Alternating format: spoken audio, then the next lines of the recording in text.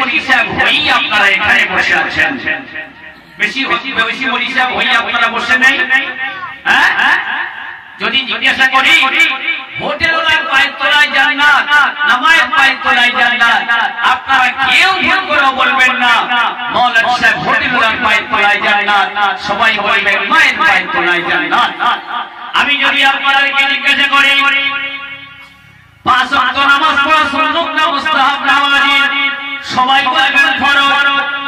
আমি যদি আপনাদেরকে জিজ্ঞাসা করি রমজান মাসে 1 মাস রোজা রাখাটা সুন্নাত না মুস্তাহাব না ওয়াজিব, সবাই বলবেন ফরজ। আচ্ছা, আমি যদি জিজ্ঞাসা করি যিনি সাহিব মালিক হয়েছেন, যার আল্লাহ পাক যাকাত দেওয়া মানে যার উপরে যাকাত বর্তায়, যার টাকা বেশি আছে তার জন্য যাকাত দেওয়া সুন্নাত না মুস্তাহাব না ওয়াজিব, আপনারা সবাই বলবেন হুজুর আপনি যে কথা বলেছেন কোনটা ঠিক নয়, তার জন্য যাকাত দেওয়াটা ফরজ। আমি যদি আপনাদেরকে জিজ্ঞেস করি আচ্ছা আপনারা বলেন দেখি মা বোনদেরকে বেহায়ায় পড়তে হবে রাখাটা সুন্নাত না মুস্তাহাব না ওয়াজিব, সবাই বলবে হারাম হারাম হারাম। আমি যদি আপনাদেরকে জিজ্ঞাসা করি আচ্ছা আপনারা বলেন দেখি দারু ব্যবসাটা আমি করবো, খুব লাভ আছে, মদের ব্যবসা আমি করবো, আমার একটা লাইসেন্সের দরকার, এটা সুন্নতি কাজ, আপনারা বলবেন হারাম করবো নবী। এই মাওলানা সাহেবটাকে নামা এই হুজুর মিথ্যা কথা বলে, বাজে কথা বলে, এই মদের ব্যবসাটা হচ্ছে একেবারে হারাম হারাম হারাম। আমি যদি আপনাদেরকে জিজ্ঞাসা করি আচ্ছা আপনারা বলেন দেখি এই সুদ 1 লাখ টাকা দেওয়ার পরে মাসে 10,000 টাকা করে ইন্টারেস্ট খাবো, সুদ খাবো, বসে বসে টাকা মানে বাচ্চা পড়াবো, এটা খাওয়া সুন্নাত না মুস্তাহাব না ওয়াজিব, সবাই বলবেন হারাম, চলবে না। ছোট্ট গুনাহ হচ্ছে মায়ের সঙ্গে 33 বার খারাপ ব্যবহার করার মতো গুনাহ তার হয়, তার থেকে আরো বড় বড় গুনাহ আছে ইত্যাদি ইত্যাদি। ওই আমি ভুল বক্তব্য পেশ করছি, আপনারা থেকেও ভুল উত্তর বা অ্যানসার দিচ্ছেন না, তার মানে এ মাওলানার বক্তব্য, ও মাওলানার বক্তব্য, ও মুতাকাল্লিমের বক্তব্য, ও আমিরের বক্তব্য, বহুত কিতাব পত্র আপনারা পড়ে অনেক ইউটিউবে আলেম ওলামার বক্তব্য শুনে শুনে অর্ধেকের বেশি পরিশ্রম আপনারা ওই এখানে বসে আছেন। আমি মনে করছি না আপনাদের থেকে বড় একজন বক্তা, আমি হচ্ছে আপনাদের পায়ের ধুলো, আপনাদের পায়ের ধুলো হচ্ছে আমার চোখের শোভা। আমি বক্তব্য করার আগে একটা কথা বলছি শুনুন, আপনারা যে কজন এখানে আছেন, যে কজন আছেন, আমি মনে করছি আপনাদের থেকে লক্ষ লক্ষ কোটি কোটি ফেরেশতারা এখানে আছেন, আপনাদের থেকে অনেক বেশি বলে তারা আছেন। লোক থাকলেও যেরকম আমি বয়ান করি, না থাকলেও আমি সেরকমই বয়ান করি। গতকাল যারা ওখানে আমার বয়ান শুনেছেন তারা অবশ্যই দেখেছেন, আজকে আপনারাও দেখুন এইখানে এখানে যতটা লোক এসেছে তার 15 গুণ বেশি বললেও ভুল হবে না, ওইখানে মানুষ ছিলেন। কিন্তু আমার ওয়াজের ভিতরে কোনো পার্থক্য হয় কিনা ইনশাআল্লাহ দেখেন, ইনশাআল্লাহ হবে না। তার আগেই একটা কথা আমি বলছি শুনুন আপনাদেরকে, আমরা যারা এখানে এসেছি ওয়াজ বুঝি আর নাই বুঝি, আপনাদেরকে একটা অনুরোধ করব, আপনারা সবাই কি আমি যতক্ষণ বয়ান করব আপনারা বসে থাকবেন? কারা কারা বসে থাকবেন একটু হাত তোলেন তো দেখি। আচ্ছা, যারা আমার ওয়াজ বুঝতে পারবেন না তারা আমাকে প্রশ্ন করবেন, এরকম একজন লোক হাত তুলবেন। যিনি আমার বক্তব্য বুঝতে পারবেন না, যারা বুঝতে পারবেন না, হুজুর আপনার এই বক্তব্যটা আমি বুঝতে পারলাম না, আপনি তখন দাঁড়িয়ে বলবেন আমি আবার ঘুরিয়ে, আমার কোনো প্রেস্টিজ নাই, কিচ্ছু নাই, আবার আপনাদেরকে আমি বোঝানোর চেষ্টা করব। আর আমার আগে যেসব বক্তারা বক্তব্য করে গেছেন তারা যদি আমি যে বক্তব্য শুরু করব সেই বক্তব্য যদি উনি করে গিয়ে থাকেন, প্লিজ আপনারা কেউ কিছু মনে করবেন না, দাঁড়িয়ে বলবেন হুজুর এই বক্তব্য উনি করে গেছেন, আপনি আর ওই বক্তব্যটা করেন না, আমি ক্যাসেটটা ঘুরিয়ে অন্য লাইনে নিয়ে যাব। কারণ কোরআন আর হাদিসের ভিতরে কি শুধু উনি যেটা বলেছেন ওটাই শুধু আছে আর আমার নাই। আমি 12 বছর মাদ্রাসায় পড়াশোনা করলাম, আমি তাহলে কিছু বুঝি নিয়ে আপনাদের আসামে আসিনি। ইনশাআল্লাহ আমি চেষ্টা করব। অহংকার করলে তো আল্লাহ আমাকে মুখটা যদি বন্ধ করে দেয় আমি তো কিছুই বলতে পারবো না। তো আমি বক্তব্য শুরুতে আপনাদের একটা সার্টিফিকেট দিয়েছি, অর্ধেকের বেশি মনীষা হই আপনারা এখানে বসে আছেন। এখন আমি কোরআনে কারিমের যে প্রথম আয়াতটা তেলাওয়াত করেছি, আর খালি আমার গলার সুরের দিকে লক্ষ্য করবেন না, ও সালা কি বলে গেল ওর কথাগুলো আমরা লক্ষ্য করব। আমার সুর নিয়ে আমল করবেন না আমার কথাগুলি নিয়ে আমল করবেন? আমার কথাগুলি নিয়ে আমল করবেন। 1 ঘন্টা বকবক পায়রার মতো বকবো, তারপর আমি চলে যাব, আপনারাও চলে যাবেন। হ্যাঁ, নেওয়ার মতো হলে নেবেন, আর ফেলে দেওয়ার মতো হলে ঘরের শেষে এইখানে ফেলে দিয়ে আপনারা বাড়িতে চলে যাবেন। এখন আমি যে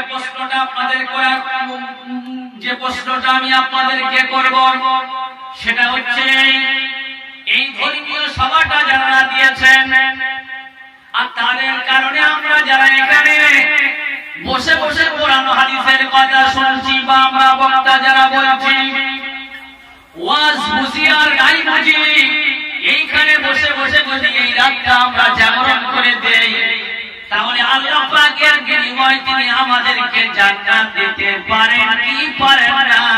উত্তরটা একটু আপনারা জোরে দেবেন। দিতে পারেন। এবার আমি আপনাদের খিদমতে মহাগ্রন্থ কোরআনে কারীমের যে আয়াতটি সর্বপ্রথম তেলাওয়াত করেছি, এই আয়াতের ব্যাখ্যা পেশ করার পর একটা ওয়াফার হাদিস আমি এই গর্বী এলাকার মানুষের জন্য দিয়ে যাচ্ছে, যারা এখানে শুনতে এসেছেন তাদেরকে দিয়ে যাচ্ছে। আপনাদের জানা জিনিস আমি আপনাদের জানিয়ে দিয়ে চলে যাচ্ছি। ওয়াফার একটা হাদিস আপনাদের জন্য পেশ করছে, তার আগে কোরআনে কারীমের আয়াতের ব্যাখ্যা পেশ করছে। ইন্নাল্লাযীনা আমানু, নিশ্চয়ই ওই সমস্ত বান্দারা যারা আমার প্রতি ঈমান এনেছে। আল্লাহ ঈমানদার কারা? আল্লাহ বলছেন আমার কোরআন হলো, আমার কোরআন থেকে উত্তরটা নিয়ে আমার বান্দা বান্দীদেরকে জানিয়ে দাও। আল্লাহ পাক বলছেন আল্লাযীনা ইউমিনুনা বিল গায়বি ওয়া ইউকিমুনাস সালাতা ওয়া মিম্মা রাযাকনাহুম ইউনফিকুন। আল্লাহ পাক বলছেন মুমিন হচ্ছে তারা যারা আমাকে না দেখে বিশ্বাস করেছে, আমাকে না দেখে বিশ্বাস করার সাথে সাথে আমার নামাজ কায়েম করেছেন, আমার নামাজ কায়েম করার সাথে সাথে আমার নিজ ধন সম্পদের মধ্য থেকে আমার রাস্তায় যারা খরচ করেছে তারা হচ্ছে মুমিন। তাই আল্লাহ পাক বলেছেন নিশ্চয়ই সমস্ত বান্দারা যারা আমার উপর ঈমান এনেছে, ঈমান আনার সাথে সাথে ওয়া আমিলুস সালিহাত, ভালো ভালো কাজ করেছে, সেই ভালো কাজ হতে পারে নামাজ, রোজা, হজ, যাকাত। তৃষ্ণাপ্রাপ্ত ব্যক্তিকে আপনি এক গ্লাস পানি করিয়েছেন, পথহারা ব্যক্তিকে পথের সন্ধান দিয়েছেন, বস্ত্রহীন ব্যক্তিকে যার কাপড় নেই, ইজ্জত থাকতে পারে না, তার একটা কাপড় দিয়ে তার ইজ্জতটা আপনি ঢেকে দিয়েছেন। আপনি জনকল্যাণে একটা কল বসিয়ে দিয়েছেন, আপনি একটা গাছ বসিয়ে দিয়েছেন, যে গাছের তলায় মানুষ গিয়ে রেস্ট পাবে, মানুষ আরাম করবে, এরকম একটা গাছ আপনি বসিয়ে দিয়েছেন। মসজিদ বানিয়ে দিয়েছেন, মাদ্রাসা তৈরি করে দিয়েছেন, জলসা আপনারা দিয়েছেন, আর আমাদেরকে ডেকে কোরআন হাদিসের কথা শুনছেন, বাবা বলাচ্ছেন। এগুলি সব আমলে সালেহার মধ্যে পড়ে। এই কাজগুলি যারা করবে আল্লাহ পাক বলেছেন কানাত লাকুম জান্নাতুল ফিরদাউসি নুজুলা। আল্লাহ পাক বলেছেন তাদেরকে আমি আল্লাহ জান্নাতুল ফিরদাউসের মেহমানদারি করব। জোরে বলুন সুবহানাল্লাহ, জোরে বলুন না সুবহানাল্লাহ।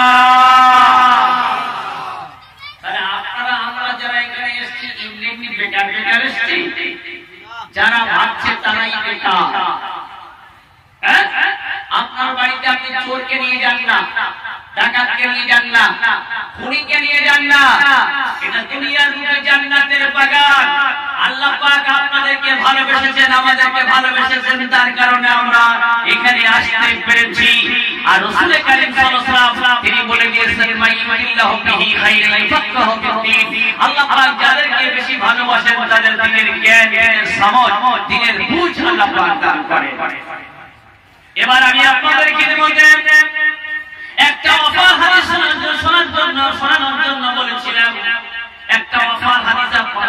বানানোর জন্য বলে দিয়েছিলাম। বলবেন হাদিসটা কোন হাদিসে আছে? আপনার কথা আমরা রেকর্ড করছি, সিয়াসাত হাদিসগুলির ভিতরে হাদিসটা আছে। তবে তবে তবে মিশকাতুল মাসাবির হাদিসের ভিতরে হাদিসটা আমি পড়েছি। আমার নলেজে আছে, পেজ নাম্বার 20 নম্বরটা আমার কিন্তু নলেজে নেই। তবে হাদিসের রাবি কে হযরত আবু হুরায়রা রাদিয়াল্লাহু তাআলা তিনি হাদিসটা বর্ণনা করেছেন। এই যুবক বন্ধুরা, আমার প্রাণের ভাইরা, আল্লাহর বান্দা বান্দীরা, আমার মায়েরা, আমি বলে দিয়েছি যারা এই রাতটা জাগরণ করে আমরা দিচ্ছি, আল্লাহ পাক তিনি যদি চান এই একটা ভালো কাজের বিনিময়ে আমাদেরকে তিনি জান্নাত দিতে পারেন কি পারেন না? আপনারা সবাই বলে দিয়েছেন অবশ্যই তিনি পারেন। তো হাদিসটা তাহলে শুনে নেন। হযরত আবু হুরায়রা তিনি বলেছেন, বিশ্বনবী মুহাম্মদুর রাসূলুল্লাহ সাল্লাল্লাহু আলাইহি ওয়াসাল্লামের জামানায় হঠাৎ করে একটা লোক ইন্তেকাল করলেন। যখন ইন্তেকাল করলেন, আমার দয়ার নবী দয়ার রাসূল সঙ্গে সঙ্গে বললেন, এ সাহাবীরা এই লোকের গোসলের বন্দোবস্ত করো, কাফনের বন্দোবস্ত করো। গোসলের বন্দোবস্ত হয়ে গেল, কাফনের বন্দোবস্ত হয়ে গেল। এবার কে জানাজা পড়াবে? হাদিস বর্ণনাকারীর নামটা বলে দিচ্ছি, হযরত আবু হুরায়রা। গোসল হয়ে গেল, কাফনের বন্দোবস্ত হয়ে গেল। এবার কে জানাজা পড়াবেন? যিনি জানাজা পড়াবেন তিনি আর কেউ নন, তিনি হচ্ছেন বিশ্বনবী মুহাম্মদুর রাসূলুল্লাহ সাল্লাল্লাহু আলাইহি ওয়াসাল্লাম। উনি জানাজা পড়ানোর জন্য দাঁড়িয়েছেন। আর কাতারের মধ্য থেকে কয়েক সাহাবী বলছেন, ইয়া রাসূলুল্লাহ, ইয়া হাবিবাল্লাহ, হুজুর দয়া করে মেহেরবানি করে আপনি লোকটির জানাজাটা পড়াবেন না। কেন রে ভাই, কি হয়েছে? সাহাবীরা কি হয়েছে? বলছে লোকটি জীবনে এই কাজ করেছে, সেই কাজ করেছে, ও করেছে, তো করেছে। জীবনে আমরা কোনদিন কোন সময় একটা ভালো কাজ করতে আমরা দেখি নাই। আপনি লোকটির জানাজা পড়াবেন? এমনকি ওই কাতারের ভিতরে বিশ্বনবীর একজন প্রখ্যাত সাহাবী ছিলেন। আইয়ামে জাহিলিয়াতের যুগে এমন বর্বরতা তার মাথার ভিতরে জেগে গেছিল, চেপে গেছিল। তিনি বিশ্বনবীকে এত বড় একটা তলোয়ার নিয়ে হত্যা করতে যাচ্ছিলেন। হযরত ওমর ফারুক রাদিয়াল্লাহু তাআলা আনহু আমার কাছে বলেছেন, হুজুর আপনি একটু কিসসা কাহিনী বলবেন। আমিও কিসসা কাহিনী জানি, তবে আমার তাফসীর করা যে পেশা, আমি একটু তাফসীর লাস্টে করব। তা না হলে আমাকে বলবেন রফিকুল ইসলাম সাইদি উনি ফাঁকি দিয়ে চলে গেছেন। আর ওখানে কালকে আমি কিছু ওয়াদা করেছিলাম, সেটাও আমি ইনশাআল্লাহ বলবো। আমি পাঠটা কিন্তু আজকে সম্পূর্ণ আলাদা করে দিয়ে আপনাদের খিদমতে বলে যাচ্ছি। যিনি বিশ্বনবীকে হত্যা করতে যাচ্ছিলেন, কোরআনে কারীমে মানে আকর্ষণে পড়ে জিরো থেকে হিরো হয়ে গেলেন। তিনি কে? হযরত ওমর ফারুক রাদিয়াল্লাহু তাআলা আনহু বিশ্বনবীকে হত্যা করার জন্য যখন যাচ্ছিলেন। আর এবার আমি সংক্ষিপ্ত করে বলছি, ওনার বোন এবং বোনের খবর পেলেন। গোপন সূত্রে উনি ওনারা মুসলমান হয়ে গেছেন। ওনাদেরকে শেষ করার জন্য, ঠিক করার জন্য, ওনাদেরকে মারার জন্য এবার যখন ওনাদের ঘরের ওখানে পৌঁছে গিয়েছেন, দয়াময় আল্লাহ মেহেরবান, কি বুঝতে পারে তোমার শান। হযরত ওমর কোরআনে কারীমের এই আয়াতটি ওনার কানে এসে গেল। সূরা তাহা এই পর্যন্ত আয়াতে কারিমা তখন অবতীর্ণ হয়েছে, ইন্নানি আনাল্লাহু লা ইলাহা ইল্লা আনা ফা'বুদুনি ওয়া আকিমিস সালাতা লিযিকরি। নিশ্চয় আমি আল্লাহ ছাড়া কোনো মাবুদ নেই, ইলাহ নেই, সৃষ্টিকর্তা নেই, পালনকর্তা নেই, রক্ষাকর্তা নেই, সেটা কোনো নেই। আমার নবীকে তুমি হত্যা করো না, আমার নবীকে তুমি মেরো না, সুতরাং তুমি আমার নামাজ কায়েম করো, আমার জিকির তুমি আদায় করো। হযরত ওমরের কানের ভিতরে প্রবেশ করে যা স্পর্শ করে উনি ওনার বোন এবং ভগ্নীপতিকে খুব প্রহার করলেন। কিন্তু আল্লাহর কোরআনের আয়াত, আল্লাহ পাকের কোরআনের মহৎ রহম দিলের ভিতরে ঢুকে গেছে। খালি বলছে, এই নোংরা কাজ করছিস তুই, আসল খারাপ মানুষ। ভালো হতে গেলে বিশ্ব নবীর কাছে গিয়ে মুসলমান হতে হবে। হযরত ওমর সঙ্গে সঙ্গে ওনার বোন এবং ভগ্নীপতিকে বললেন, আমি তোমাদেরকে মেরে বড় ভুল করেছি, আমাকে জলদি করে নিয়ে চলো বিশ্ব নবীর দরবারে। বিশ্ব নবীর দরবারে গিয়ে হযরত ওমর ঘোষণা দিয়ে দিলেন আশহাদু আল্লা ইলাহা ইল্লাল্লাহু ওয়াহদাহু লা শারীকা লাহু ওয়া আশহাদু আন্না মুহাম্মাদান আবদুহু ওয়া রাসূলুহু পড়ে সবাই লা ইলাহা ইল্লাল্লাহ লা ইলাহা ইল্লাল্লাহ লা ইলাহা ইল্লাল্লাহু মুহাম্মাদুর রাসূলুল্লাহ। আমি কিন্তু টাইম কাটাচ্ছি না, বড় ঘটনাটাকে একেবারে ছোট্ট করে আপনাদেরকে আমি জানিয়ে যাচ্ছি। যেহেতু অর্ধেকের পরে বেশি মনীষা হয়ে আপনারা এখানে বসে আছেন, এবার মুসলমান হওয়ার পর হযরত ওমর এই তলোয়ারটা এরকম উঁচু করে বিশ্বনবীর সামনে বলে, হুজুর এই তলোয়ারের নামটা আজ থেকে আমি দিলাম দুষ্ট তলোয়ার। এই তলোয়ার তোকে নিয়ে এই মহান ব্যক্তিকে আমি মানে মাথা নিতে এসেছিলাম, এনার মাথা শিরচ্ছেদ করতে এসেছিলাম। তোর আজ থেকে নাম দিয়ে দিলাম কি হচ্ছে দুশ্মন তলোয়ার, দুষ্ট তলোয়ার। ইয়া রাসূলুল্লাহ ইয়া হাবিবাল্লাহ, হুজুর আমি তো এখন মুসলমান হয়ে গেছি, এত বড় পাপ করতে এসে মুসলমান হয়েছে। এই দয়ার নবী, এই দয়ার রাসূল আমার জীবনের গুনাহগারটা মাফ হয়ে গেছে কিনা আমাকে একটু সার্টিফিকেট দিয়ে দিতে হবে।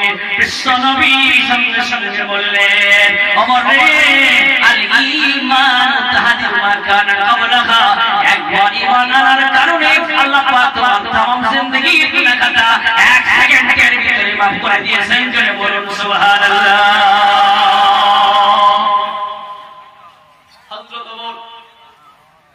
একটু আগে কাঁদছিলেন 100 ডিগ্রিতে, এবার হযরত ওমর উনি কান্না শুরু করে দিয়েছেন নবীর কাছে। ঘটনাটা কিন্তু আমি ভুলে যাইনি, হাদিসটা কিন্তু আমি ভুলে যাইনি। এবার হযরত ওমর 100 ডিগ্রিতে কান্না শুরু করে দিয়েছেন। হুজুর বলছেন, আমি তো তোমার বলেই দিলাম জীবনের গুনাহগারটা তুমি একবার কালেমা পড়েছো, তোমার সব মাফ হয়ে গেছে, তুমি এখন মাসুম গুনাহ হয়ে গেছে, তুমি তারপরও কেন কাঁদছো? তোমার কি হয়ে গেছে?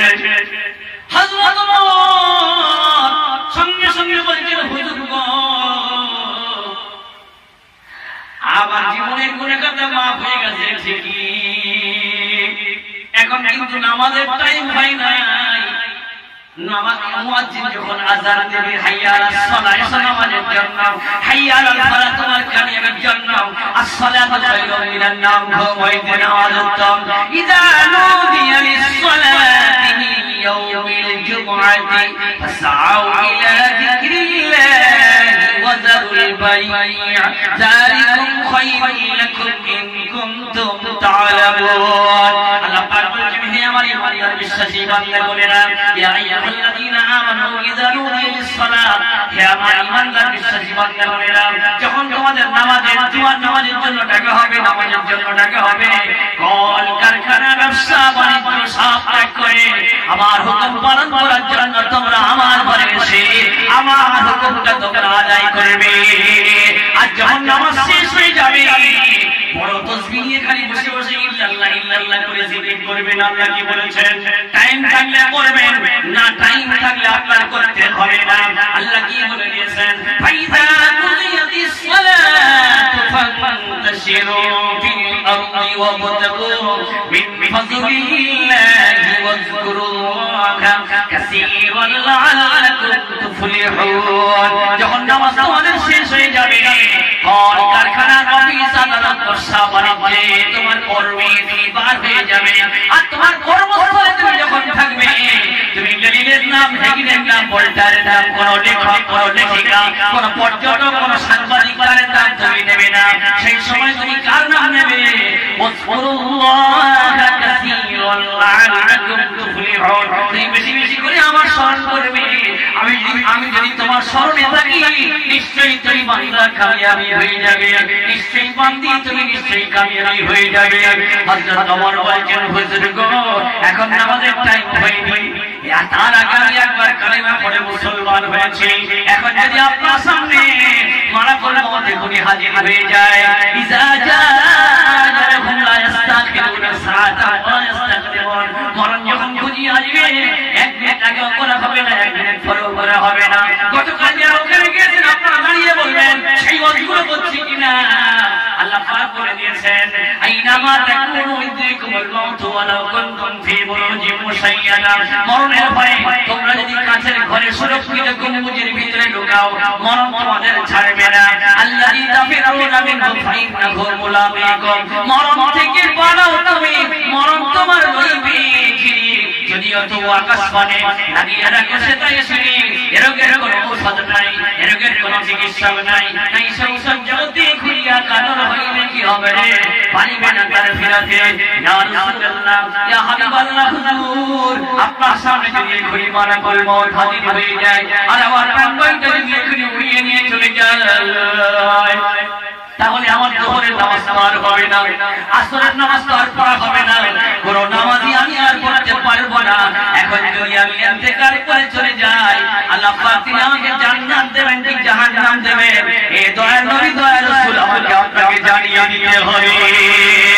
হযরত ওমরের গায়ে বিশ্বনবী হাতটা বুলিয়ে মাথায় হাতটা বলেছিলেন ওমর রে তুমি এমন একটা প্রশ্ন করেছো এই প্রশ্নের অ্যানসারটা আমাকে তো দিতেই হবে মাম্মাতা হয় আলা আল্লাহু লা ইলাহা ইল্লাল্লাহ ফাদখালাল জান্নাহ যদি কোন ব্যক্তি মরণ লাগে শুধুমাত্র কেবলমাত্র একবার লা ইলাহা ইল্লাল্লাহ পড়ে আর তারপরে তার নিঃশ্বাসটা উড়ে যায় প্রাণ বায়ুটা বার হয়ে যায় ওই লোকটি আল্লাহর জান্নাতে পৌঁছে যায় তুমি যদি এখন ইন্তেকাল করে চলে যাও আমি তোমার জান্নাতের সার্টিফিকেট দিয়ে দিলাম জোরে বলুন সুবহানাল্লাহ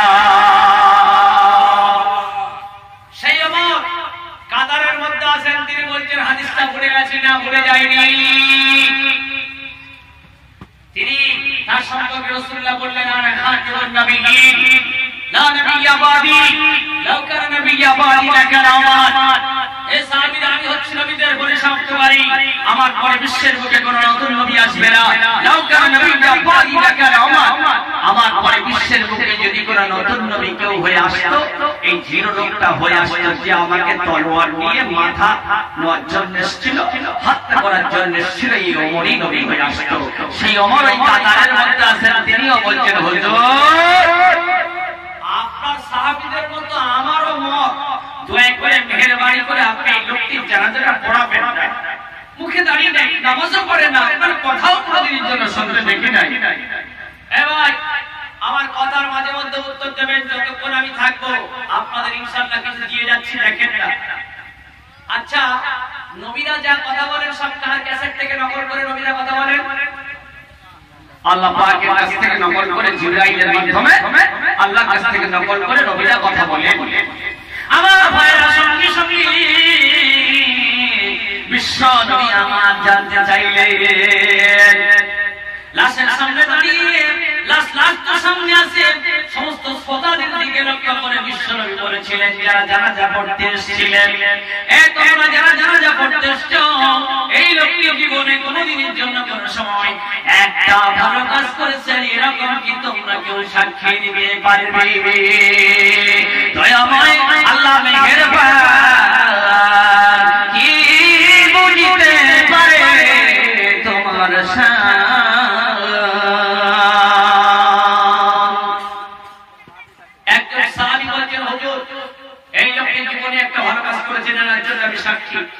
অনেক কিসের কিরকম তুমি সাক্ষী অমুক মাসে অমুক তারিখে অমুক সালে এত সাহাবীকে অমুক যুদ্ধে আপনি পাঠিয়ে দিয়েছিলেন অমুক জায়গায় দিনের কাজ করার জন্য আপনি পাঠিয়ে দিয়েছিলেন আপনি পাঠিয়েছিলেন আর ওই বিশ্বের ভিতরে আমার নামটা ছিল আর আমাদের আমির ছিলেন অমুক সাহাবী হুজুর বলছেন নাম তারপর থেকে তুমি বলো সঙ্গে সঙ্গে ওই সাহাবী বলছেন ইয়া রাসূলুল্লাহ ইয়া হাবিবাল্লাহ হুজুর আমরা যখন সেই এলাকায় গেলাম আমাদের আমিরের নেতৃত্বে আমরা দিনের কাজ শুরু করে দিয়ে দিলাম নামাজি হয়ে গেল আল্লাহ ওয়ালা বান্দা-বান্দি সব হয়ে গেল সবাই যখন দিনের রাস্তায় চলে আসলো আমাদের আমির বলেছেন খামাকে এখানে থেকে আর আমাদের লাভ হবে না চলো আমরা নবীর কাছে ফিরে যাই আল্লাহ নবী আমাদেরকে নতুন করে যেখানে পাঠাবেন সেইখানে গিয়ে আমরা তাবলীগ করব দিনের কাজ করব আমরা দলবদ্ধ হবে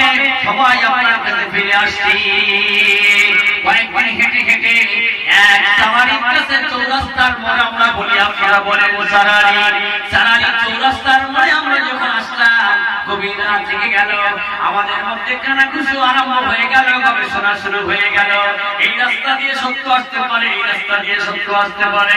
খামাখা এই রাস্তা দিয়ে অতিক্রম করে না গিয়ে এই চারালির এক সাইডে একটা তাম্বু খাটিয়ে ভিতরে আমরা থাকবো, আর একজন আমাদের জন্য বডিগার্ড হয়ে দাঁড়িয়ে সারা পাহারা দেবে, যাতে করে কোনো দুশমন আমাদের ক্ষতি না করতে পারে।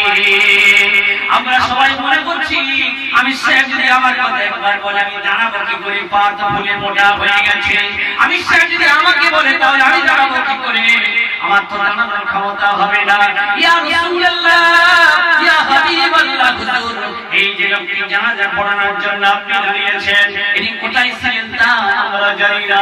হঠাৎ হঠাৎ আমাদের কাছে এসে কেঁদে কেঁদে বলছেন, হে নবীর সাহাবীরা, হে নবীর নির্বাচিত আমি সাহেব, আপনি শুনে নেন, জেনে নেন, আমি নামাজ পড়তে পারি না, আমি রোজা রাখতে পারি না, আমার মুখে দাড়ি নাই, নবীর কথা অনুপাতে চলতে আমি পারি না।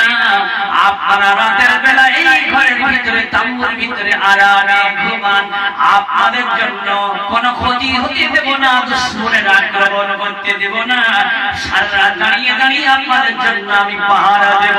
ইয়া রাসূলুল্লাহ, ইয়া হাবিবাল্লাহ, হুজুর এক হাতে তলোয়ার আর এক হাতে লাঠি নিয়ে বিএসএফদের মতো, বিএসএফ বা মিলিটারি ফৌজ, এটা কিন্তু হাদিসের ভিতরে নাই। ইয়া রাসূলুল্লাহ, ইয়া হাবিবাল্লাহ, সারা রাত আমাদের জন্য জেগে জেগে উনি পাহারা দিয়েছিলেন।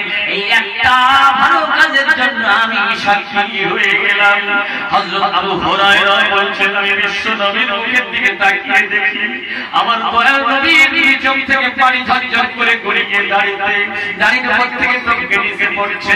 বিশ্ব নবী কাঁদতে কাঁদতে বলছেন, আমি জানাজা পড়াবো। জানাজা পড়ালেন বিশ্ব নবী। এবার কবরের ভিতরে বিশ্ব নবী আমার নামলেন। নামার পরে এইখান থেকে আওয়াজ দিচ্ছেন, এই লাশ বহনকারীরা খবরদার, লাশের সঙ্গে তোমরা কেউ বিয়াদবি করবে না, সম্মানের সঙ্গে তোমরা লাশটাকে আনো, মাইয়িতটাকে তোমরা আনো। এবার কাছে যখন আনা হলো, হাদিসের বর্ণনাকারীকে হযরত আবু হুরায়রা বিশ্ব নবীর এই লাশটাকে ধরে কবরে নামিয়ে বললেন, বিসমিল্লাহ ফি সাবিলিল্লাহ ওয়া আলা মিল্লাতি রাসূলিল্লাহ। কবরে নামালেন। কবরে নামানোর পর বিশ্ব নবী নিজেই কবরে সাউদি দিয়ে দিলেন। এবার মাটি দেওয়ার কথা, বিশ্ব নবী ওই হাদিসটার ভিতরে, তবে মাটি দেওয়ার হাদিসটা অন্য জায়গা আছে।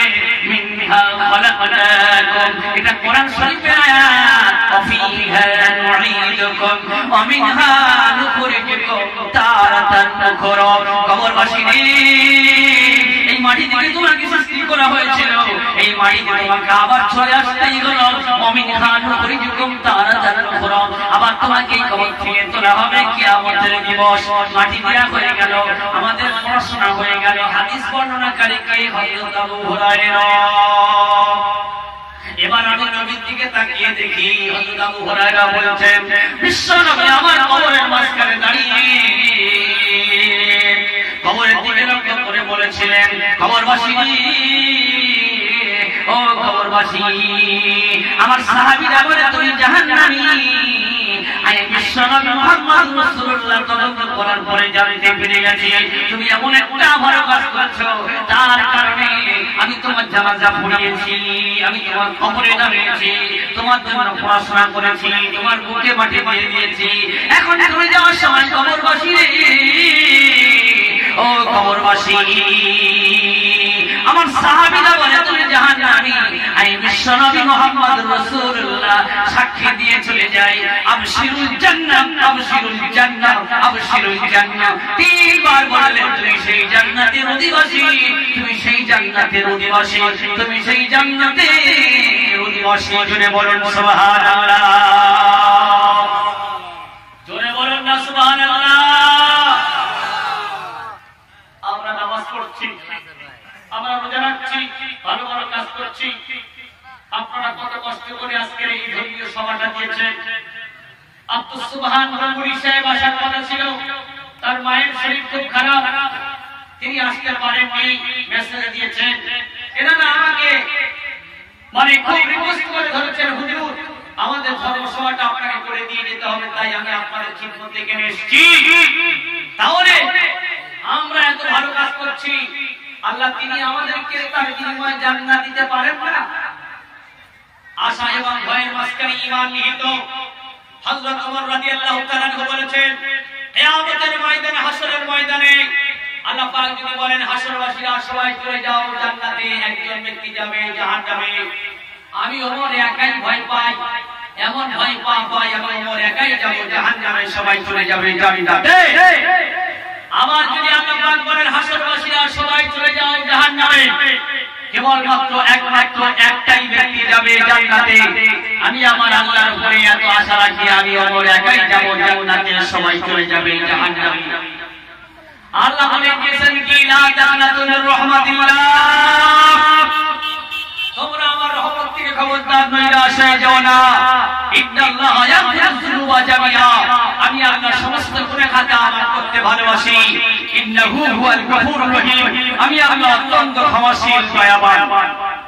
এ ভাই, আপনি যখন বিপদে পড়বেন সেই সময় আপনার ভালো কাজ যখন থাকবে সেটাই দিয়ে তো আল্লাহর কাছে বলবেন যে আল্লাহ আমার ফকির সাহেবের অমুক লোকের অমুক মসজিদের লোক নামাজ পড়তে পারছিল না, তা আমি তোমার ভয়ে আমার পয়সা দেওয়ার ইচ্ছা ছিল না, আমার ওয়াজটা একটু বুঝে যাবে, আমার ইচ্ছা ছিল না, আমি মনে মনে করেছিলাম আমি দেবো না, কিন্তু তোমার ভয়ে, নবীর ভয়ে, আল্লাহ তোমার ভয়ে আমি তোমার ঘরে দিয়েছি, তা আমি আজকে এই বিপদে পড়েছি, তুমি আমাকে কি রক্ষা করতে পারো না?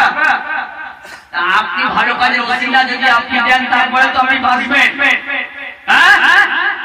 আল্লাহ যদি আপনার ভালোবাসেন তারপরে তো আপনি ভালো অন্যায় কাজ থেকে আপনি ফিরবেন। আমার ভাইরা, তাই আমি আপনাদেরকে অনুরোধ করব, এই দেখে ভালো কাজটা কি জিনিস, একটা হাদিস আমি আপনাদের খিদমতে বলে যাচ্ছি, বুখারী শরীফের হাদিসের মধ্যে আছে, ভালো কাজের ওসিলা দিয়ে কত বড় বিপদ থেকে বাঁচা যায়। বলবেন গল্প না হাদিস, এটা হচ্ছে হাদিস। বিশ্বনবী বলেছেন বনি ইসরাঈলের মধ্যে তিনজন ব্যক্তি ছিল, তিন বন্ধু, তারা একসঙ্গে, এটা বুখারীর হাদিসের মধ্যে আছে। তিন বন্ধু কোন একটা জায়গায় বেড়াতে গিয়েছেন, কোন পাহাড়ের এরিয়ার মধ্যে বেড়াতে গেছেন। এবার বেড়াতে যাওয়ার পরে হঠাৎ করে সাইক্লোন শুরু হয়েছে, ঝড় শুরু হয়েছে। এবার ঝড়ের মধ্য থেকে একটা বিরাট বড় একটা গুহার ভিতরে তারা গিয়ে লুকাচ্ছেন, তার ভিতরে গিয়ে আশ্রয় নিয়েছেন। আশ্রয় যখন নিয়েছেন, একটা বিরাট ধরনের পাথর এসে ঘুরে ঘুরে ঘুরে ঘুরে ঘুরে ঘুরে ওই যে গর্তটা আছে, গুহাটা আছে, ওই গুহার মুখে সে সঙ্গে সঙ্গে আটকে গিয়েছে। এরা কেউ বার হতে পারবে? আর কেউ বার হতে পারবে না। এবার বন্ধু বলছে, আমি গল্প বলছি না, হাদিস বলছি। তিন বন্ধুর ভিতরে বলেছেন বিপদে যখন পড়েছি, মশের শিং ব্যাখ্যা করতে সময় একা ঠেলায় না পড়লে বিড়াল গাছে ওঠে না। তিনজন বন্ধু সঙ্গে সঙ্গে বলছে, এই আমরা যদি কোনো জীবনে ভালো কাজ করে থাকি, আয় সেইখানে গিয়ে আল্লাহর কাছে বলি, হয় ওই পাহাড়ে এই যে মানে বিরাট ধরনের পাথরের যে বড় ধরনের একটা টুকরে সে গর্তটা আটকে দিয়েছে, মানুষ নেই, কেউ নেই, আমাদের খবর আনন্দবাজার দৈনিক যুগ সংখ্যক প্রতিদিন কোন রকমের কোন সাংবাদিকরা কেউ তো জানতে পারছে না, কেউ এসে আমাদের উপকার করতে পারবে না, এক আল্লাহ ছাড়া কোনো মাবুদ নেই। তখন তিনজনের মধ্য থেকে একজন বলছে, গো আল্লাহ, আমি একটা মেয়েকে, আমার চাচা বোনকে আমি ভালোবাসতাম, সে আমাকে খুব মহব্বত করতো, আমি তাকেও মহব্বত করতাম। একদিন আমার মা বাবা কেউ ছিল না, সুবর্ণ সুযোগ পেয়ে তার কাছে গিয়েছি, গিয়ে বলছি আজকের তোর সঙ্গে প্রেমালাপ করবো, করতে করতে সহবাসের মতো পজিশন আমার হয়ে গেছে। সঙ্গে সঙ্গে বলছি আমাদের তো আর কেউ দেখতে পাচ্ছে না। সঙ্গে সঙ্গে আল্লাহর বাণী উনি বলেছিলেন কি, আল্লাহর বান্দা তুমি ভয় করো, আল্লাহ পাক তিনি দেখতে পাচ্ছেন। আল্লাহর ভয়ে আমি আমার ওই বোনকে ছেড়ে দিয়েছিলাম। আল্লাহ যদি তোমার ভয়ে এই কাজটা আমি করেই থাকি, আল্লাহ তুমি এই পাথরের টুকরাটা সরিয়ে দাও। সামান্য একটু পরিমাণ পাথরের টুকরাটা সরে গেল, কিন্তু তিন ব্যক্তি পার হবে এরকম কোন পজিশন এখনো পর্যন্ত হলো না। দ্বিতীয় ব্যক্তি আবার তিনি বলছেন, আল্লাহ তাআলা, আমার তো জীবনে কোন রকমের কোন ভালো কাজ নেই, তবে একটা ভালো কাজ আমার আছে। আল্লাহ তাআলা, আমি ছাগলের বাচ্চাদেরকে চড়িয়ে, ছাগলদেরকে চড়িয়ে তাদের কাছ থেকে কিছু দুধ দহন করে এসে আমার বাচ্চাদেরকে আমি প্রতিদিন খাওয়াই। একদিন ফিরতে আমার বাড়িতে লেট হয়, রাত হয়ে যায়। আমি সবসময় কি করি, মাকে দিয়ে তারপরে আমার একজন বৃদ্ধা মা আছেন তাকে দিয়ে তারপরে আমার বাচ্চাদেরকে আমি দেই। এবার রাতের বেলা ফিরেছি, আমার বাচ্চারা খালি কাউ কাউ কাউ কাউ করে খালি বলছে, তোমার আমার স্ত্রীও বলছে এত রাত হয়ে গেছে কেন, লেট করে তুই ফিরেছো কেন? বাচ্চারা খালি দুধ খাওয়ার জন্য তারা সব মানে খুব জোরে জোরে চিল্লাচ্ছে, আব্বা আব্বা বলছে। আল্লাহ তাআলা আমি তখন দেখি আমার মা ঘুমিয়ে গেছে। আমি তোমার ভয় করেছিলাম আর ভেবেছিলাম আল্লাহ আপনার হুকুম আছে মা বাবাকে খিদমত করা ফরজ ফরজ। আমার মাকে না দিয়ে দুধ না দিয়ে তারপরে আমার বাচ্চাদের আমি দেব না।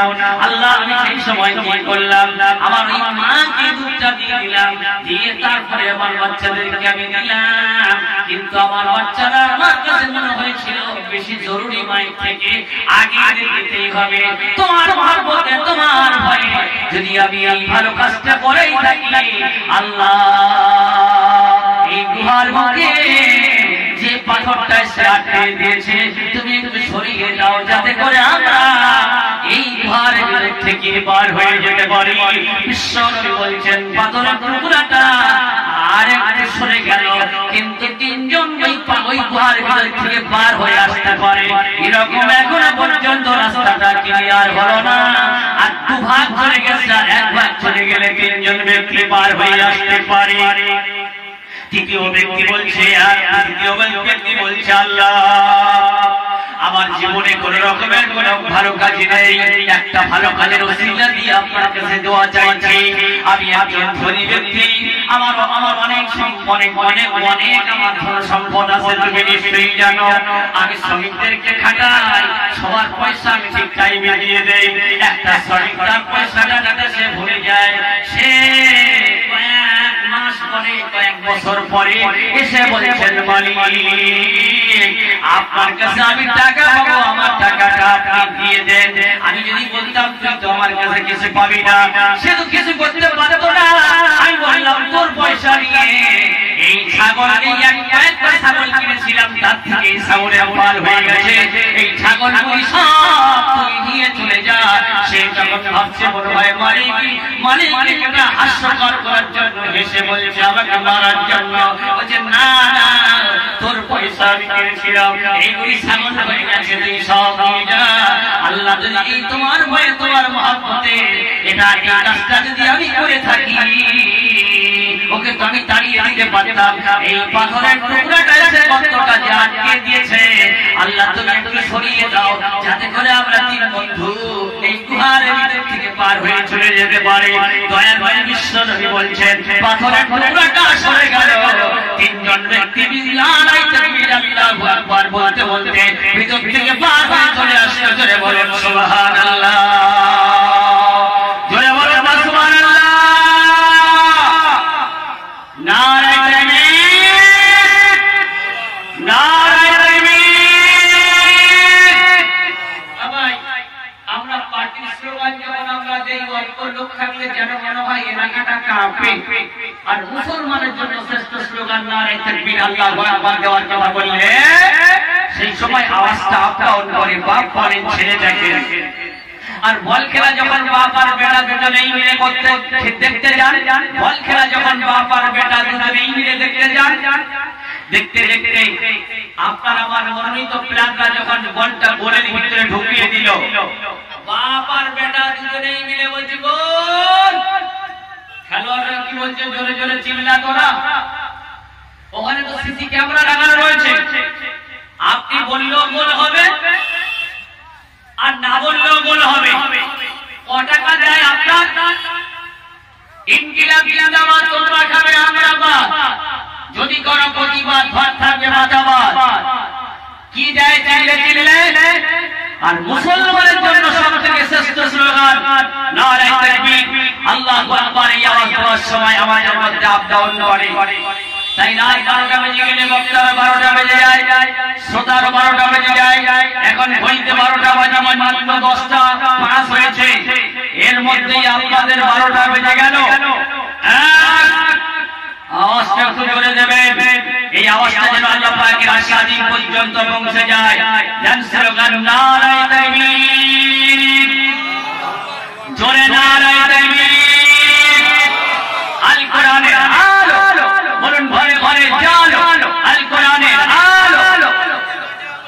হাদিসের আলো। আমি বলছি কোরআন হাদিস যেখানে আপনারা বলবেন আমরা সেখানে, আরে মালামা যেখানে আমরা সেখানে, কোরআন হাদিস যেখানে, আলে মালামা যেখানে, নারায়ে তাকবীর। আচ্ছা, আমার আলোচনায় আপনাদের কি কোনো অসুবিধা হচ্ছে? হ্যাঁ, কারা কারা আমার পয়েন্ট বুঝতে পারছেন একটু প্লিজ হাত তুলবেন। কারা কারা বুঝতে পারছেন একটু হাত তুলুন তো দেখি। আলহামদুলিল্লাহ।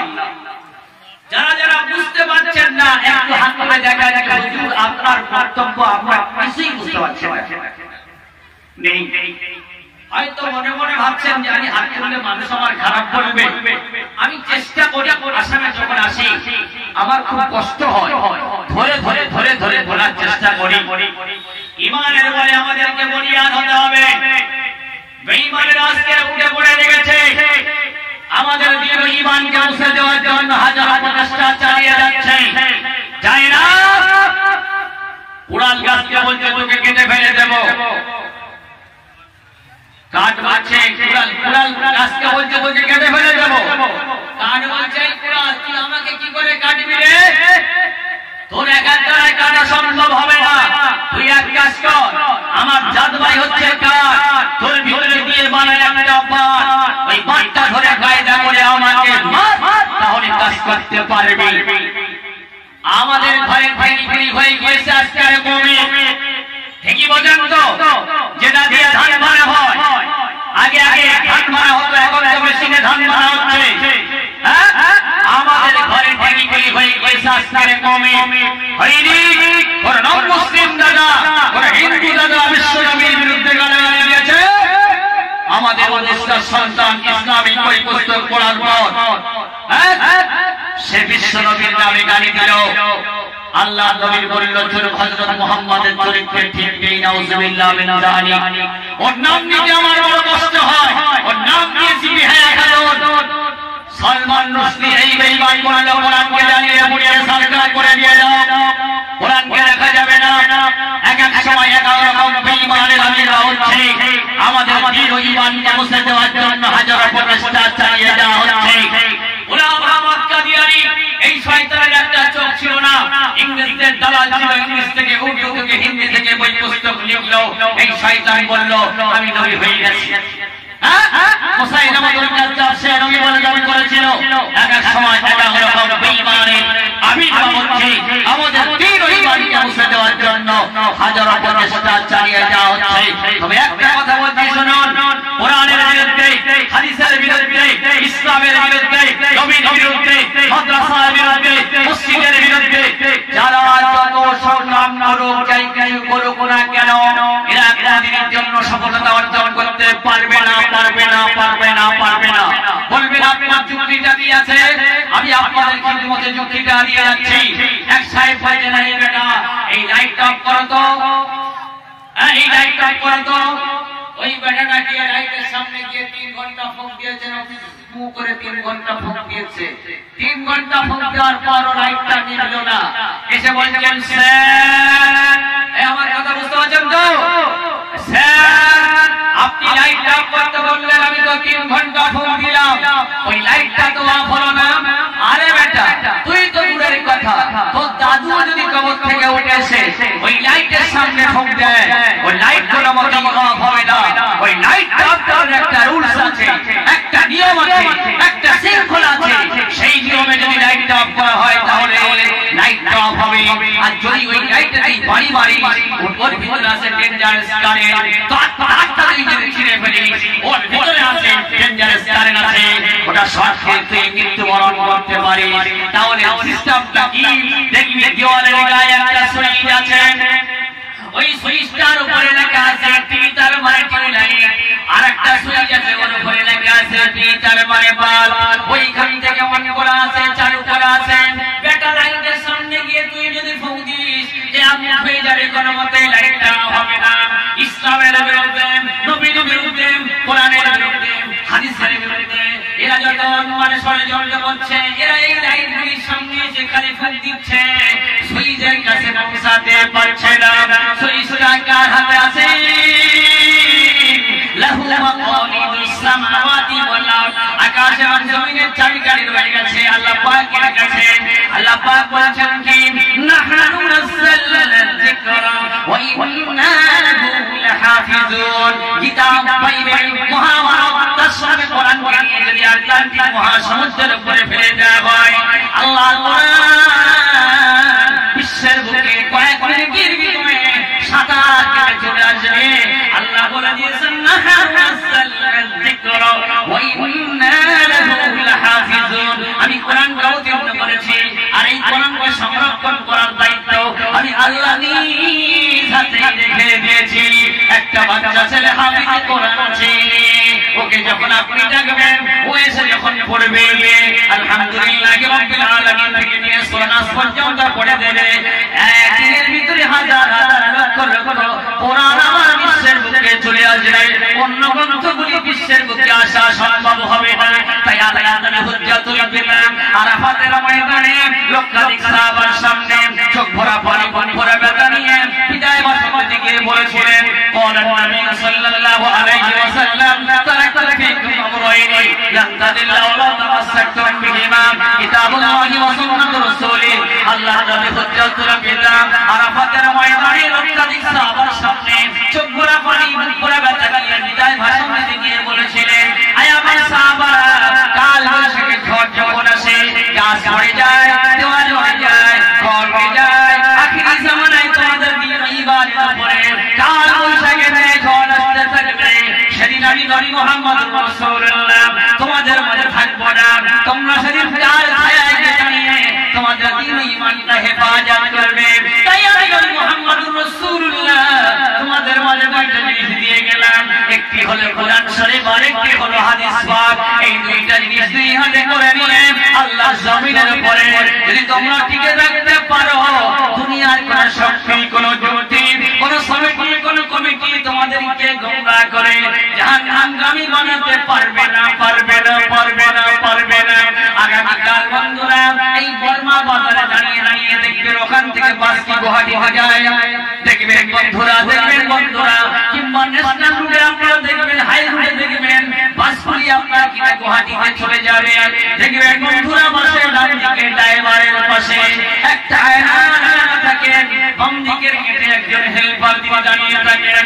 ড্রাইভারের মধ্যে হেল্পারের সাহায্য নেন। হেল্পার মাঝে মধ্যে আওয়াজ দেন গাড়ি থোড়া সা রুকিয়ে, সামনে গাড়িটা যায়, পিছে লেডিস সাইড করে বাচ্চা যায়, পিছনে স্পেশাল সাইড দিয়ে ভালো হয়।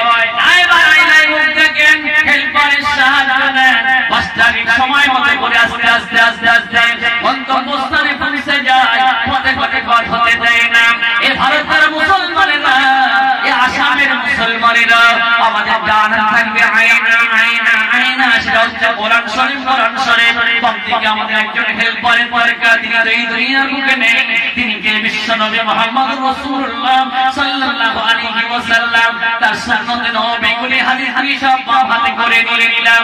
সারা দেহটা বডিটা শরীরটি হবে বাস, সারা দুনিয়াটা হবে আমাদের জন্য পাকা রাস্তা। আয়নায় মুখ দেখবো, নবীর জীবনে পা তুলে ফেলবো। আমরা হেঁটে হেঁটে হেঁটে হেঁটে আল্লাহর জান্নাতের দিকে যাব। যদি আমরা এরকম করতে পারি, আমাদের পাগুলো ভুল করে কোনদিন জাহান্নামগামী হবে না। নারায়ে তাকবীর। আমার আলোচনায় কি আপনাদের কোনো অসুবিধা হচ্ছে? কোরআন আর হাদিস থেকে আমরা দূরে সরে গেলাম।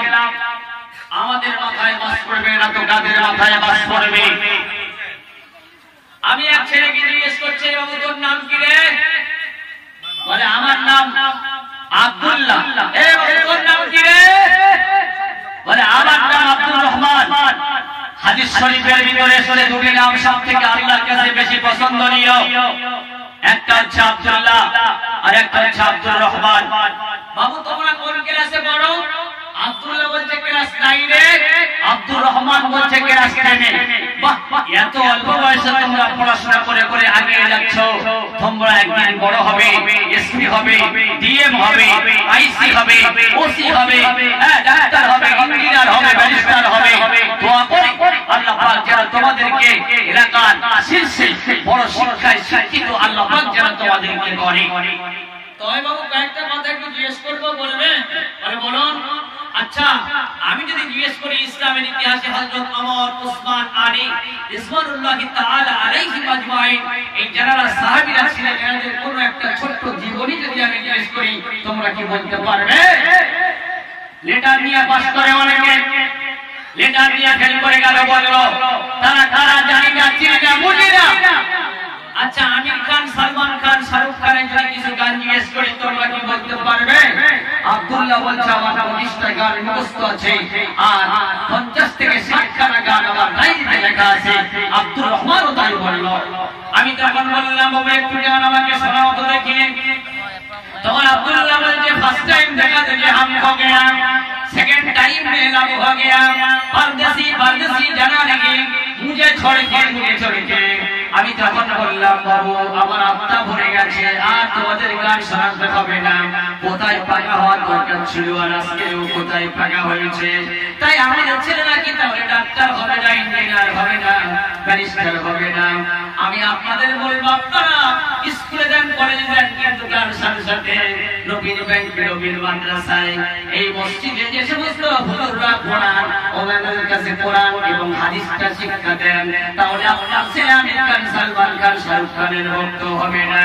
আমার ভাইরা আমি আপনাদের খিদমতে একটা কথা বলবো, সেটা হচ্ছে আপনারা কেউ এখান থেকে উঠে চলে যাবেন না।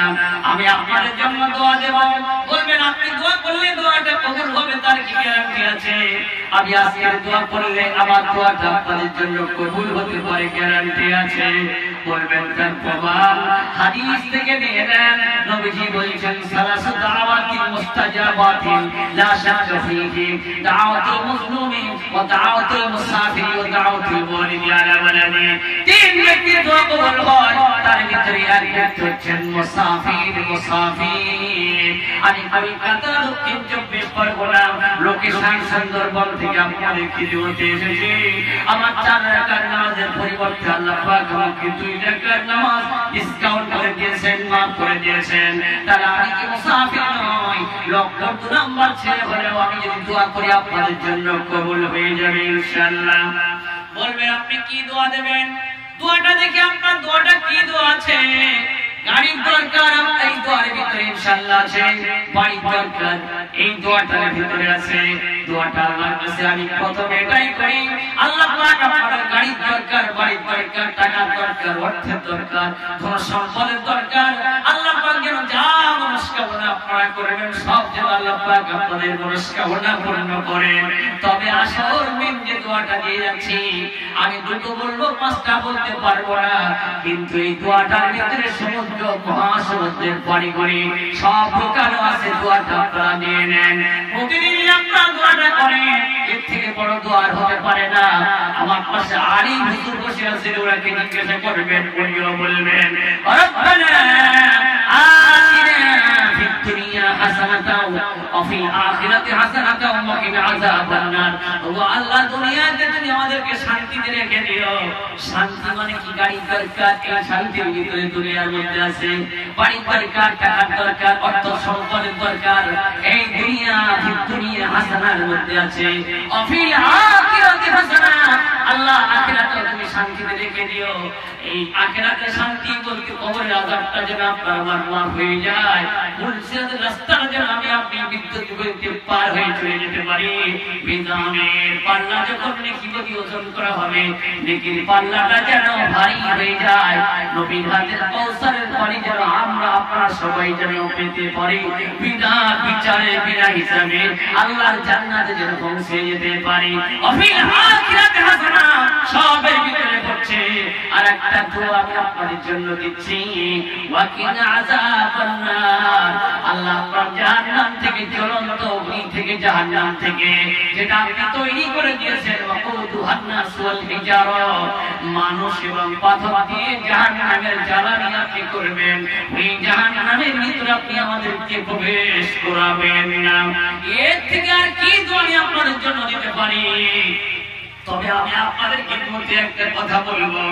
আচ্ছা বলেন দেখি, আপনারা যদি আমাকে খাওয়ান, মানে ভাত দেন, খাবার দেন, সব কিছু দেন, হুজুরকে ভালো জায়গায় বিছানা করে দিয়ে দেন, আমার কলকাতায় গিয়েছেন কি আমার নাম্বারে ফোন করে বলেছেন 9836196852, এই নাম্বারে ফোন করে আমাকে বলছেন হুজুর বলবিলে ধর্মীয় সভা করতে এসেছিলেন, ওই ধর্মীয় সভার সভাপতি আমি ছিলাম, আমি এসেছি আপনার বাড়িতে আজকে রাতে থাকতে চাইছি, কোনো রাস্তা পাচ্ছি না, তাহলে কি আমি বলবো আপনি চলে যান চলে যান।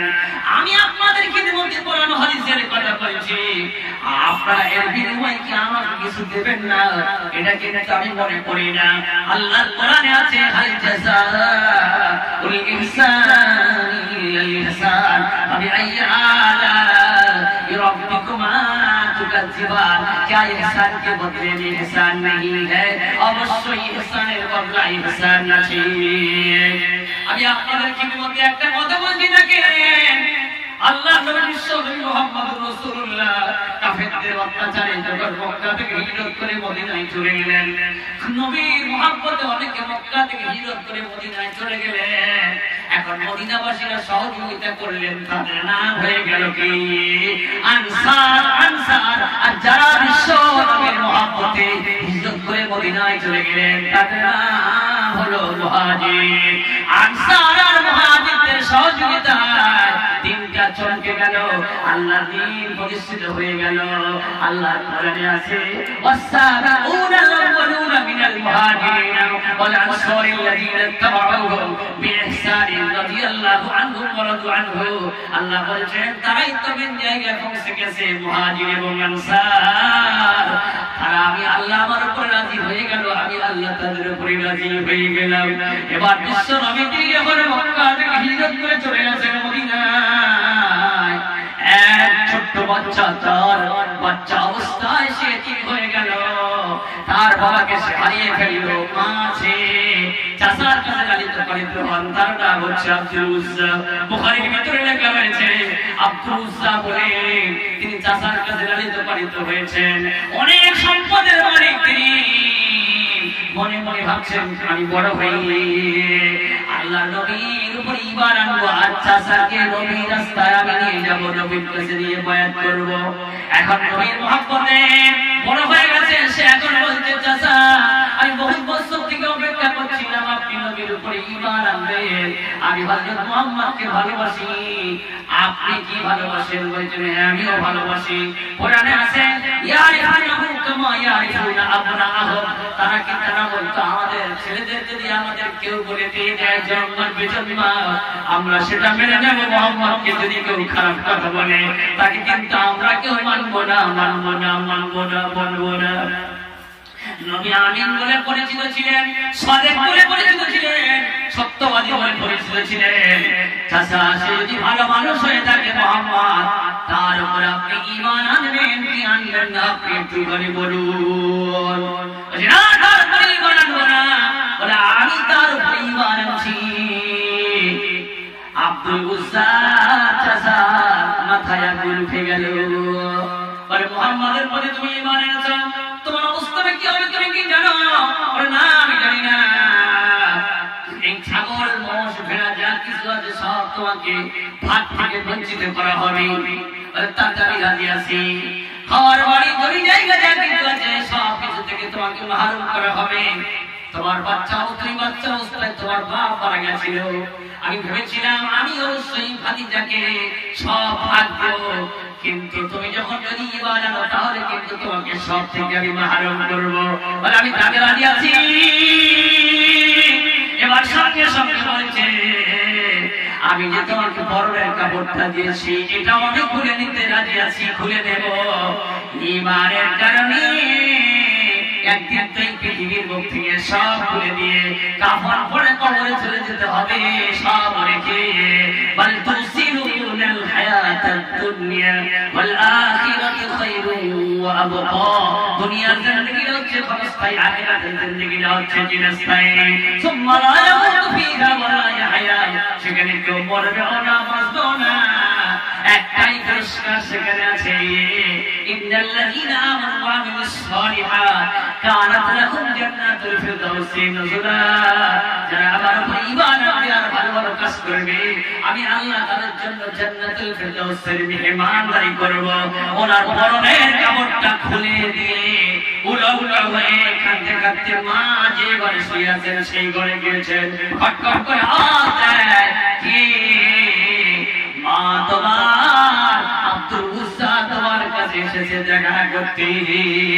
দরজা খুলে দেখেন ছেলে বাচ্চার অবস্থায় যেরকম উলঙ্গ থাকে, উলঙ্গ অবস্থায় মায়ের কাছে এখন গেছেন। হাদিসের ভিতরে লেখা আছে সঙ্গে সঙ্গে মা উনি কি করলেন? চোখটা বন্ধ করলেন। তোমার অবস্থা কেন? মা মা মা মা একটু কাপড় দাও, আমার ইজ্জতটা আমি একটু ঢাকি। ঈমান আনার কারণে, নবীর উপরে মুহাব্বত করার কারণে চাচা সব থেকে মাহরুম করলেন। লাস্টে আমার পরনের লুঙ্গির কাপড়টাও খুলে নিল। তাই আমি আপনার কাছে মনে অনুমতি দিয়ে আর একটা কাপড় দিয়ে ইজ্জতটা ঢেকে আমি এখন চলে যেতে চাইছি নবীর মুহাব্বতে মদিনাতুল মুনাওয়ারায়। আমার ভাইরা, হযরত আব্দুল মুসলমান একটা চাদর দিলেন, মাঝখান থেকে ফেলে দিয়ে দুই টুকরা করলেন। এক টুকরা উনি গায়ে দিলেন, এক টুকরা উনি পড়লেন।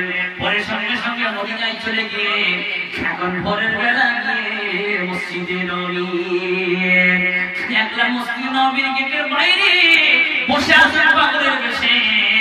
ভোরের সময় বিশ্বনবী তিনি মসজিদ নববীতে ঢুকছেন। কে?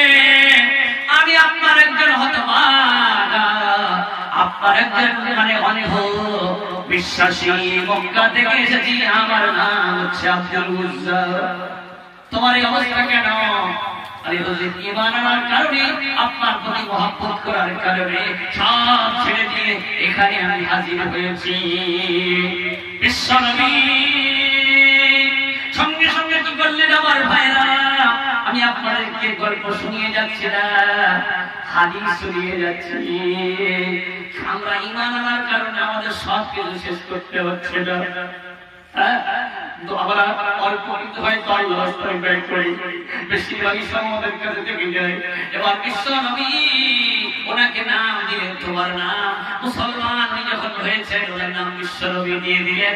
তোমার নাম আজ থেকে হবে আব্দুল্লাহ, আব্দুল উজ্জা থাকবে না, আজ থেকে তোমার নাম হয়ে গেল আব্দুল্লাহ। আব্দুল্লাহ আব্দুল্লাহ আব্দুল্লাহ। হাদিস শরীফের ভিতরে দুটি নাম সব থেকে বেশি পছন্দনীয়, একটা হচ্ছে আব্দুল্লাহ আর একটা হচ্ছে আব্দুর রহমান।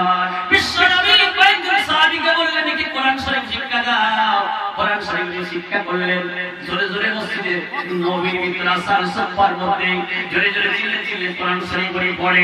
হযরত ওমর বলেন, ভাই এত জোরে চিল্লে চিল্লে যদি আপনি কোরআন শরীফ পড়েন, অনেক মানুষের ইবাদতে খলল হয়, অনেক মানুষের অসুবিধা হয়, এত জোরে জোরে পড়েন কেন? বিশ্বনবী বলছেন, ওমর আব্দুল্লাহকে বাধা দিও না, আব্দুল্লাহর ঈমানটা হয়ে গেছে অনেক দামের ঈমান, ঈমান আনতে গিয়ে সব ত্যাগ করে চলে এসেছে। আব্দুল্লাহকে বাধা দিও না, আব্দুল্লাহকে সিলে সিলে কোরআন শরীফটা পড়তে দাও। এদিকে তবুকে যুদ্ধের জন্য খবর হয়ে গেল। নবী বিশ্বনবী সঙ্গে সঙ্গে সাদা চাইলেন। মদিনার মেয়েরা নাকের ফুল কানে তুলে খুলে দিয়ে দিল, দানের পাহাড় হয়ে গেল। হযরত আবু বকরের বাড়িতে যা গিয়েছিল সব নিয়ে বিশ্বনবীর কাছে হাজির করলেন। ওমর ওনার বাড়িতে যা গিয়েছিল অর্ধেকটা নিয়ে হাজির করলেন। এবার আবু আকিল আনসারী রাদিয়াল্লাহু তাআলা আনহু, উনি ঘোড়া পা বিশিষ্ট সাহাবী ছিলেন।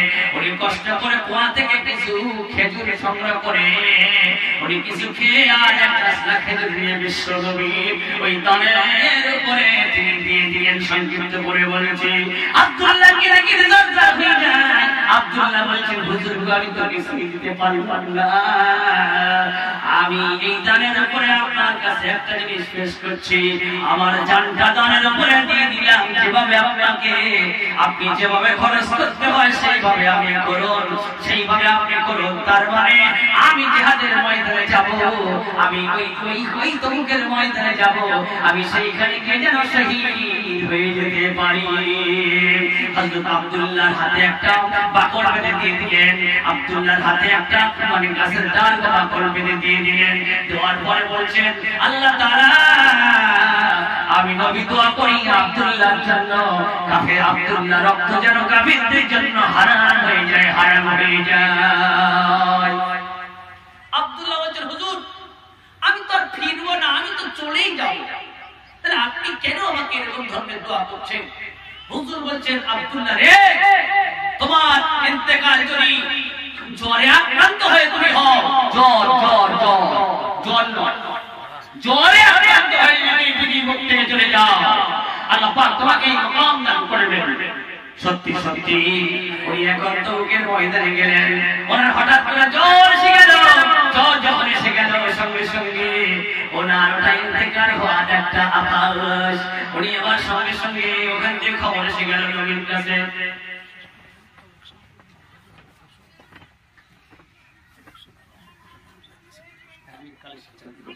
এবার আল্লাহ নবী বললেন, সঙ্গে সঙ্গে উনি ইন্তেকাল হয়ে গেলেন।